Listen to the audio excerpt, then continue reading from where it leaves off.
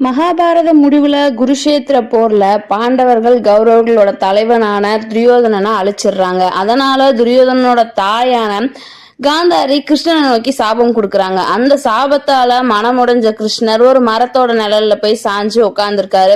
அங்க வந்த வேடன் கிருஷ்ணனோட கால்களை என நினைச்சு அம்பு விட்டுறாரு.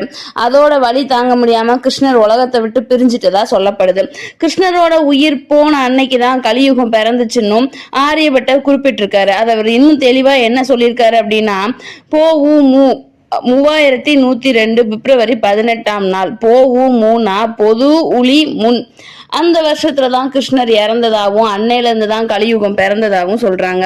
இதை எப்படி கன்ஃபார்மா சொல்றாங்க அப்படின்னா, இத காரை சித்தர் ஒரு பாட்டுல ரொம்ப தெளிவாவே அந்த காலத்திலேயே குறிப்பிட்டு வச்சிருக்காரு. அந்த பாட்டுல என்ன சொல்லியிருக்காரு அப்படின்னா, தெய்வம் எல்லாம் விண்ணாடி போகும் போகும், தீமையெல்லாம் மண்ணுலகத்தில் தெருக்கூத்தாடும்,